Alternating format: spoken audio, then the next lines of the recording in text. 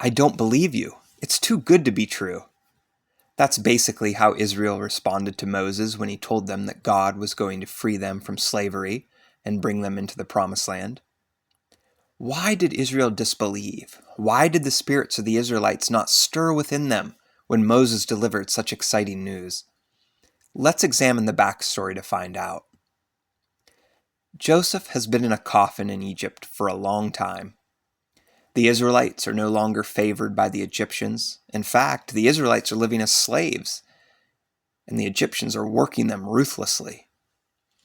The Israelites are multiplying in number, though, and when the Egyptians begin to fear the Israelites might one day outnumber them and revolt against them, the Pharaoh of Egypt orders that all male Israelite babies be drowned in the Nile River immediately after their birth.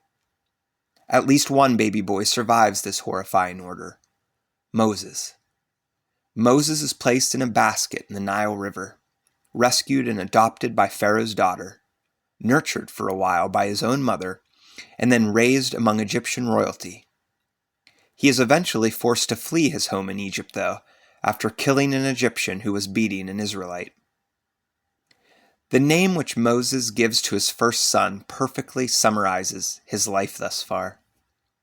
Gershom, meaning I have become an alien in a foreign land. However, many years later, Moses is called by God to be his special instrument of deliverance. God speaks to Moses, "I have indeed seen the misery of my people in Egypt. I have heard them crying out because of their slave drivers, and I am concerned about their suffering. So I have come down to rescue them from the hand of the Egyptians and bring them into a good and spacious land, a land flowing with milk and honey. So now go, I am sending you to Pharaoh to bring my people the Israelites out of Egypt." When Moses first returns to Egypt, his brother Aaron and the elders of Israel believe the wondrous news Moses delivers. For a moment, they believe God has something better waiting for them. They believe God's promises might actually come true after generations of waiting.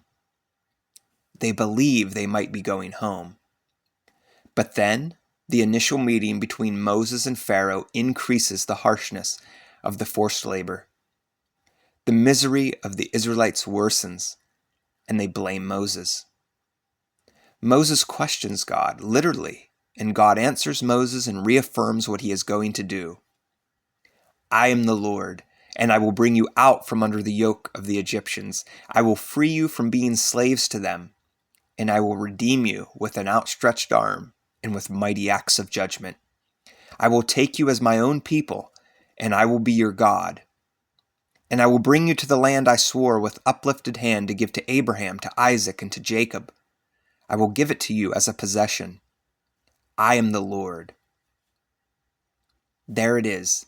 The Israelites clearly, unmistakably inherit the promise God made to Abraham, Isaac, and Jacob. The Israelites are to be the possessors of the promised land. But when Moses tells them the wonderful news again, they did not listen to him because of their discouragement and cruel bondage. There is no denying that Israel's immediate reality is painfully cruel. Life is dark, difficult, and miserable. The future seems so bleak, they don't even want to consider it. They aren't going to allow Moses to fill them with false hope again. Slavery and harsh labor is the only reality they know, and they plan to make the best of it. God's people were too crushed, too dejected, too oppressed by the enemy to look up and peer beyond their circumstances. They were too beaten down by the Egyptians to have hope, to have faith, to trust in the promises of a God they couldn't feel, a God whose presence had abandoned them. Who among us has not felt this way at some point in our life, or maybe feels that way right now? God's promise of a perfect eternal home for his people. It's too good to be true. Because of the discouragement and cruel bondage of our immediate reality, who among us has not doubted or entirely disbelieved the promises of God? The promise of a home.